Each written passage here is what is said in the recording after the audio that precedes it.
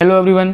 तो आज हम पढ़ने वाले हैं चैप्टर नंबर 12 जो कि आपका हिस्ट्री का लास्ट चैप्टर है, जिसके बाद हम लोग शुरू करने वाले हैं आपका पॉलिटिकल साइंस या सिविक्स की बुक हम शुरू कर देंगे।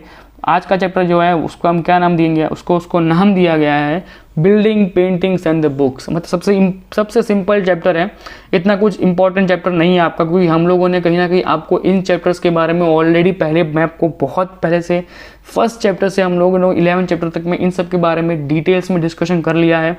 इस चैप्टर का मकसद ये है कि आपको हर एक चीज़ और एक और बार रिविज़न हो जाए और एक और बार आप इनको समझ लो कि किस तरीके से इन चीज़ों को क्रिएट किया गया था। तो पहली बात आती है कि राइटिंग बुक्स को इस तरीके से बनाया गया था जो एपिक्स दिखाएगा, आपको दिख रहा होगा एपिक वर्ड। अब एपिक वर्ड का मतलब होता है महाकाव्य। अब महाकाव्य का बनाना शुरू कर दिया गया, फिर जब महाकाव्य लिखना शुरू किया तो उन लोगों ने उसके अंदर सबसे पहले क्या किया, जो हीरोज़ थे या तो भगवान थे या फिर कुछ ऐसी बहुत बड़ी बड़ी हस्तियां थी, उनके बारे में डिटेल्स में लिखना और उनके बारे में लार्ज कंपोजिशन करना शुरू कर दिया था। ठीक है, फिर आपका आता है कि उन लोगों ने टेम्पल्स को बिल्डिंग करना शुरू कर दिया। तो जब टेम्पल्स को बिल्डिंग करना शुरू किया तो उसके अंदर आपकी जो दुर्गा माता थी, शिव भगवान थे, विष्णु भगवान थे, उनके टेम्पल्स को भी अलग से डिटेलिंग्स में करना शुरू किया। ठीक है, डिवोटिस करना किया। अब वो टाइम नहीं था कि जब खाली बौद्धिज्म, महावीरिज्म या फिर कह लो कि अलग अलग धर्म के ज़्यादा अलग अलग जो तमिल के अंदर नीचे अलग अलग धर्म चल रहे थे उनका प्रवचन हो रहा था। नहीं, अब हिंदू उसका भी लोग अलग अलग रूप में आकर अपना स्टैंड आउट ले रहे थे, वो लोग भी चल रहे थे। फिर आपका आता है अंदर आर्यन, आपका आर्यन का लोहे का आर्यन का पिलर है जो दिल्ली के अंदर है, उसका हम लोग क्या, जो दिल्ली के अंदर पिलर है उसका नाम है महरौली। आपका महरौली जो पिलर है वो आपका one of the most important example है। आपको कभी भी पूछा जाएगा कि best craft person in iron field, तो याद रखना आपको बिंदास लिखना है कि महरौली के अंदर जो आयरन पिलर है वो one of the greatest skill of the manufacturing कह लो, greatest skill of the craft person का कह लो। क्यों? 15 साल पुराना है, 1500 साल पुराना है और आज तक उसको रस्ट नहीं, उसको जंग नहीं लगा है। जस्ट इमेजिन करके देखो कि वो किस तरीके से उसको क्रिएट किया गया है कि उसमें आज भी इतनी बारिश सब कुछ होने के बावजूद भी उसमें आज तक कभी भी रस्ट नहीं लगा है। Just imagine just. ओके, जो आपको साइड में फोटो दिख रहा है ना, वो आपका महरौली का वो दिल्ली का पिलर दिख रहा है आपको, अभी जो आपको साइड में वो दिख रहा है ना, वो वाला। ओके, पेंटिंग्स के बारे में बात करते हैं। तो पेंटिंग्स के बारे में बात करने वाले तो ये तो Ajanta was the famous. Ajanta की गुफाओं के अंदर जितनी पेंटिंग्स मिली हैं वो 1500 साल पुरानी पेंटिंग्स हैं और कुछ इस तरीके की पेंटिंग्स हैं जो इतनी डिटेल्स में दी हुई हैं जिनकी कोई लिमिट नहीं है। मतलब एग्जैक्टली कलर को किस तरीके से यूज़ करना है, किस तरीके से इंसानों को जस्टिफाई करना है कि कौन लड़का है, कौन लड़की है, कौन राजा है, कौन रानी है, कौन सेवक है, कौन वहाँ पे आके सिर्फ देखने के लिए आया है, कौन प्रजा है, इतना डिफाइन करना, इतना डिटेलिंग्स में जाना, मतलब वन ऑफ द ग्रेटेस्ट हम लोग कह सकते हैं जो हमको उन लोगों ने हमारे लिए उस टाइम पे छोड़ के गए थे। ठीक है, ये मेन्यूमेंट्स हैं वो हम लोगों ने आज इनको स्पेसिफाई किया है, उसको हम लोगों ने सीखा है। ओके, अगला आपका आता है शिल्पदिकारम। कौन सा है आपका अगला है, उसका नाम है आपका शिल्पदिकारम।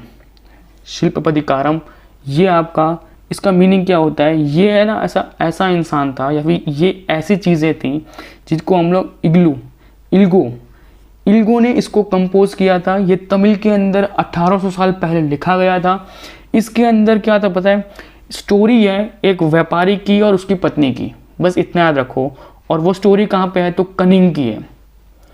कनिंग के अंदर एक व्यापारी की और अपने पत्नी की उसकी स्टोरी है और उस स्टोरी को हमने क्या कहा है, उस स्टोरी को हमने कहा है शिल्पदिकारम उसको कहा है। और उस पोएट को कंपोज करने वाला है, फिर इस पोएट को लिखने वाला है, फिर इस पोएम को लिखने वाला इंसान कौन सा था, तो इलागो ऐसा कोई पोएट है जिसने पूरी पोएट्री को लिखा है। और ये पूरी सिचुएशन कहाँ पे हुई या फिर ये पूरा इंसिडेंस है वो कहाँ पे बेस है, तो बेस है मदुरई के अंदर। Okay, writing by the Kalidas का कंट्रीब्यूशन संस्कृत लैंग्वेज के अंदर बहुत बड़े पैमाने पे था।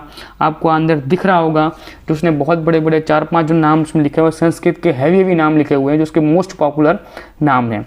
आगे आपका आता है राइटिंग ऑन पुराण्स। ओके, पुराण का मतलब क्या होता है? पुरानी धार्मिक कथा हो, जिसके अंदर कोई सबसे पुरानी धार्मिक कथा कौन सी? दो है। कौन सी है? महाभारत और रामायण है, जो उस टाइम पे या फिर उससे भी पुराने टाइम पे लिखी गई थी, जिसके अंदर आपको गॉड और गॉडनेस का मतलब भगवान और देवी देवताओं के बारे में आपको ज़्यादा से ज़्यादा उस पीरियड्स में आपको कहानियाँ सुनने को मिलेंगी, ठीक है। और ये चीज़ें आपको पूरे इतिहास में आपको देखने को मिल जाएंगी। फिर आपका आता है स्तंभ। क्या नाम लिखा है? स्तंभ, मतलब मीनिंग ऑफ मड। देखो उसका मीनिंग क्या है? मड मीनिंग है। इसका मेन फीचर क्या होता है पता है? कि वो लंबा होता है, राउंड शेप का होता है, छोटा हो सकता है, बड़ा हो सकता है, बट होता है वो स्तंभ, उसको हम स्तंभ कहते हैं, ठीक है। या तो बड़ा होगा तो हाइट में छोटा हो जाएगा, अगर वो लंबा है तो हाइट में लंबा होगा पर साइड से बहुत पतला होगा। स्तंभ दो तरीके से होते हैं, एक हम पिलर के रूप में यूज़ करते हैं, एक पूरा का पूरा टिपिकल स्तंभ होता है, उसको स्तंभ कहते हैं। क्लियर? ओके, जिसके अंदर मेन आपको चिन्ह चाहता हूँ वो ये है रेकल स्टिक। जो आपका रेकल क्रिस्टल होता है उसको हम ये कहते हैं। ये रेकल स्टिकल आपका ये पार्ट है, ये वाला, ये वो चीज़ होती है जिसके अंदर आपको ये बताया जाता है कि जब कोई भी बौद्ध का कोई भी मॉन्क अपनी देहांत को स्वीकारता है, जब वो मौत को प्राप्त होता है, तो उसके पास से उसके कुछ बोन, उसके एशेज, उसके दांत, उसके बॉडी के कुछ अंग, ऐसे इंपॉर्टेंट चीज़ों को रखा जाता था प्रिविलेज करने के लिए, और इनको इस स्तूप के अंदर ऊपर से बंद करके उनको सांची के या फिर किसी भी स्तूप के अंदर उसको वहाँ जाके एक स्मॉल बॉक्स के अंदर उसको जाके रख दिया जाता था कि जिससे उसकी यादी में वो चीज़ वहाँ पड़ी रहे। समझ रहे हो? उसकी यादी में वो चीज़ वहाँ पड़ी रहे, उसको इस तरीके से रखा जाता था। समझ में आ चुका आपको? स्तूप का मेन मसला यह था। ओके, आगे जाके बुक ऑन द साइंस। अब सबको पता है कि आर्यभट्ट ने सब कुछ शुरू किया था। किस तरीके से? तो आर्यभट्ट ने जो एक वन ऑफ द मैथमेटिशियन और द एस्ट्रोनॉमर्स थे इंडिया के लिए, और उनके द्वारा लिखी गई बुक आर्यभट्टम, जिन्होंने एक्सप्लेन किया था एक्लोप्लेक्स को, मतलब जिसने ये एक्सप्लेन किया था कि जो वो कहते हैं ना कि अच्छे से मून और सन के बीच में अच्छी तरीके से ग्रहण होता है। एलोक्लिप्स का पता है, आपको पता होगा, जहाँ पे ग्रहण होता है, तो उस ग्रहण को स्पेसिफिक समझाना, उसका साइंटिफिक प्रूफ किसने दिया था? तो वो आर्यभट्ट ने दिया था। और आर्यभट्ट ने एक और चीज़ डेवलप की थी, कौन सी? जीरो का। और याद रखना, zero is the only inventing in this during the period, याद रखना, और कहीं पे कुछ इन्वेंट नहीं किया था। उसके बाद हम लोग नेक्स्ट पॉइंट में आते हैं Madurai. Madurai is one of the most important city for the temples. Temples के सबसे ज़्यादा मोस्ट इंपॉर्टेंट सिटी था। The first Sangam assembly was assembled there. उसके बाद 3 और सीक्वेंस के अंदर संगम असेंबलीज हुई थी। अब मेरा आपको ये क्वेश्चन होगा कि जो संगम्स के बारे में हमने लास्ट 2 चैप्टर्स में पढ़ा है, मैं लास्ट 2 चैप्टर इसलिए बोल रहा हूँ क्योंकि जो आपका अशोक का चैप्टर था और आपका जो न्यू पोएट वाला चैप्टर था, उन दोनों के अंदर संगम के बारे में कुछ ना कुछ चीज़ें बताई गई थी। तो आपका काम है कि आप मुझे बताओ कि 3 और संगम कौन से थे, और पहला संगम असेंबली किस जगह पे किस तरीके से हुआ था, उसमें क्या डिस्कस हुआ था। क्लियर? ओके, चलो आगे हम पढ़ने वाले हैं आपका ग्रेट स्तूप के बारे में। सांची का स्तूप आपका मध्य प्रदेश के अंदर लोकेटेड है। One of the greatest architecture of the Buddhist history का माना जाता है आपको। ये आपका अशोक ने बनवाया था कुछ इस तरीके का, देख रहे हो आप लोग। ये पूरा सांची का स्ट्रक्चर है जो एग्जैक्टली आपको 3D प्रिंट में देखने को मिल रहा है अभी। ये जो पूरा आपका स्ट्रक्चर दिख रहा है ना, इसी के अंदर लोग जाके इसके अंदर की पूजा पाठ वगैरह, मेडिटेशन और ध्यान में मग्न हो जाना और अपनी आत्मा को परमात्मा से मिलन करवाना और जिंदगी का सच्चा रूप को प्राप्त करना, वो आपको यहीं से सब कुछ मिलता है।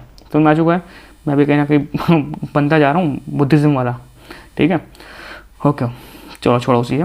ओके, आगे हम पढ़ने वाले हैं मैथिलिक टेम्पल्स, जो मैंने आपको पहले बता दिया कि जो आपका महाबलीपुरम के पास जो आपका चेन्नई सिटी के अंदर जो महाबलीपुरम है, जो कि आपका तमिलनाडु के अंदर है, इनका काम क्या होता है? तो मैथिलिक जो टेम्पल्स थे वो one of the most important temples थे, क्योंकि वो एक ही ह्यूज रॉक से, एक ही पूरे बड़े पत्थर को काट फूट पे उसमें बनाया जाता था।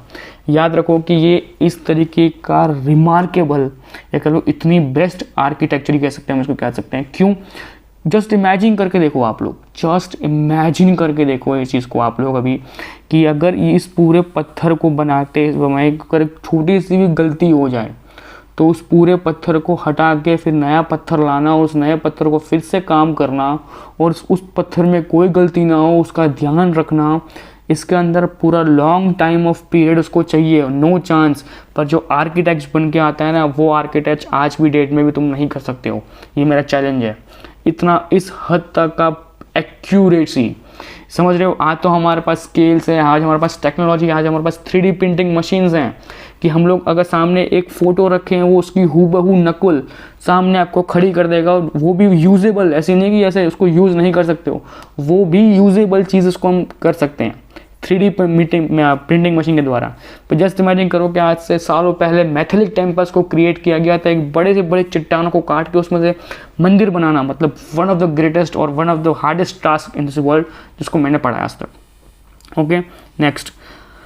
ओके, जो आपको मेज मैंने बता चुका हूँ, आपके अजंता वाली जो गुफाओं के बारे में बता दिया कि वहाँ पे जो अच्छे से अच्छी पेंटिंग्स को रखा गया था, जो बिल्डिंग्स वगैरह थे। हाँ, एक और मेन चीज़ थी कि आपके दिमाग में एक चीज़ तो क्लियर होगी कि जो आपको जो स्तंभ बनाना है, मंदिर बनाना है, कुछ भी करना है, इसका जो खर्चा था वो one of the most expensive affairs था। मतलब one of the most expensive चीज़ें थी जो राजा के द्वारा स्पेंड की जाती थी या फिर क्वीन के द्वारा स्पेंड की जाती थी अपने ट्रेजर से। याद रखना, जो जनता उनको टैक्स दे रही थी, उस टैक्स से वो लोगों के बीच में काम कर रहे थे, और जो पैसा उनके पास बच रहा था उस पैसे को एज ए ट्रेजर के रूप में या उस ट्रेजर को एज ए यूज़ कर रहे थे दूसरे टेम्पल्स और स्तूप बनाने के रूप में।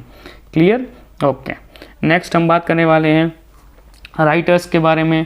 तो जो Meghdoot one of the greatest ऐसी कविता है जो वन ऑफ द उस टाइम की one of the best knowing Meghdoot कविता, जिसके राइटर थे कालिदास, जिन्होंने कालिदास जी ने इस पूरे को लिखा था। महाभारत रामायण को हम लोग बचपन से सुनते हुए आ रहे हैं, तो उनके बारे में इतना कुछ सारा डिटेल में बताऊंगा नहीं। आपको वन ऑफ द मेस्ट चीज़, आपको जो मोस्ट इंपॉर्टेंट चीज़ जाननी है ना, वो आपको ये जाननी है कि जो जातक लोग थे, जो जातक्स, जो आपके JATAKS, जो जातक पब्लिक्स थी, ये वो लोग थे जो बहुत ही सिंपल ऑर्डिनरी पीपल्स थे, पर इनका एक काम था कि ये लोग स्टोरीज को कलेक्ट करते थे और अपने पास प्रिजर्व रखते थे, अपने पास उनको सेव रखते थे, जिससे कि आगे की रोटेशन में आगे लोगों को हम लोग बता सके। ओके, एक और चीज़ थी कि आर्यभट्ट ने एक और चीज़ का इन्वेंशन किया था कि भाई डे और नाइट एक रोटेशन पे है, अर्थ अपने एक्सेस पे घूमती है, सूरज हमारा चक्कर नहीं काटता है, सूरज वहीं का वहीं रहता है, अर्थ घूमती है अपने एक्सेस के ऊपर, और उसके हिसाब से दिन और रात होते हैं, और उसी के हिसाब से बाद में सूर्य ग्रहण या फिर चंद्र ग्रहण भी होता है। ओके, ये आपका बहुत सारी जो इंपॉर्टेंट पोस्ट है वो मैंने आपको समझा दी है। फिर आपको ये पूरे साल जो हर बार मैं लिखता हूँ लास्ट के अंदर कि beginning of the stupas building, फिर आपका अमरावती था, फिर आपका कालिदास वाला पूरा पीरियड आ गया उसके अंदर, फिर आपका आयरन्स वाला, टेम्पल्स वाला, पेंटिंग वाला, आर्यभट्ट के बारे में मैंने बता दिया, फिर आपका दुर्गा टेम्पल्स डेवलपिंग करना शुरू कर दिया था। तो ये पूरे के पूरे आपके कुछ मेन पॉइंट्स थे आज के लेक्चर के अंदर।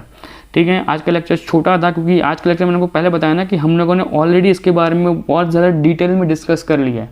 तो कहीं ना कि आपका ये जो चैप्टर है ना, वो आपका एक ब्रीफ शॉर्ट आउट था कि हमने जो आज तक पढ़ा, अभी तक जो पढ़ा आप लोगों ने, वो पूरा का पूरा यहाँ पे आके आपका एंडिंग होता है। क्लियर? तो इस तरीके से आपका चैप्टर नंबर 1 से लेकर 12 तक की हिस्ट्री की पूरी बुक खत्म हो जाती है। अब आके जो नेक्स्ट वीडियो होंगे वो होंगे पॉलिटिकल साइंस के ऊपर। मिलते हैं नेक्स्ट लेक्चर में, तब तक वीडियो को लाइक कीजिए, चैनल को सब्सक्राइब कीजिए, और जिसको ये ज़रूरत है उस वीडियो उस इंसान तक पहुंचाइए जिसकी उसको हेल्प मिल सके। फ्री में वीडियो हैं, तो इन वीडियो को पढ़ने के लिए लोग पैसे देते हैं, पर मैं आपको फ्री में कंटेंट दे रहा हूँ, तो कम से कम एक सपोर्ट के रूप में इस चैनल को सब्सक्राइब कीजिए। मिलते हैं नेक्स्ट लेक्चर में, बाय बाय, टेक केयर।